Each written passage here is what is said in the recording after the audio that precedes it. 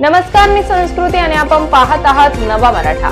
पुणे शहरात सध्या गुयेल बॅरे syndrome GBS चांगलाच धुमाकूळ घातला आहे। दिवसेंदिवस या सिंड्रोमच्या रुग्णांची संख्या झपाट्याने वाढत आहे। सध्या या रुग्णांची संख्या 59 वर जाऊन पोहोचली असून यापैकी 12 रुग्ण हे व्हेंटिलेटरवर आहेत। यामुळे परिस्थिती चिंताजनक बनली आहे।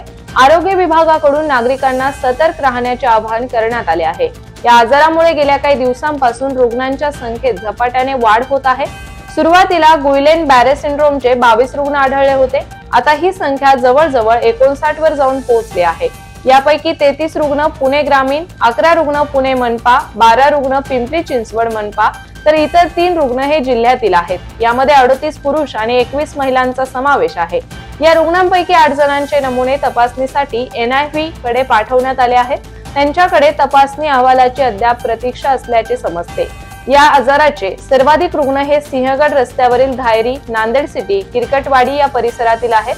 तर यापैकी काही रुग्णांना दूषित पाणी प्यायल्याने उलट्या आणि जुलाब झाल्याचा त्रास प्राथमिक अंदाजात वर्तवण्यात येत आहे।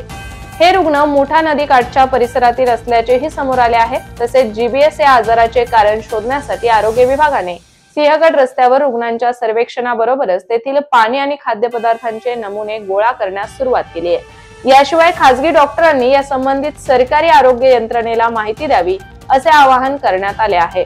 असे रुग्ण आढळल्यास सरकारी आणि खासगी डॉक्टरांनी सरकारी आरोग्य यंत्रणेला माहिती द्यावी।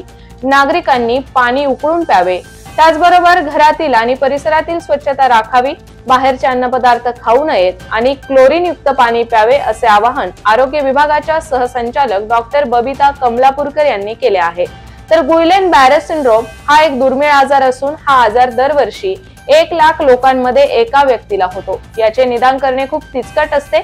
या आजाराचे प्रथम लक्षण म्हणजे अशक्तपणा आणि हातपायांना मुंग्या येणे। काही प्रकरणांमध्ये या स्थितीचा परिणाम स्नायूंमधील कमकुवतपणा, पक्षाघात आणि जीवघेण्या गुंतागुंतीत होऊ शकतो। या आजाराचे नेमके कारण आहे काय हे स्पष्ट झाले नाही। तर अशाच माहितीपूर्ण बातम्यांसाठी चॅनलला सबस्क्राइब नक्की करा।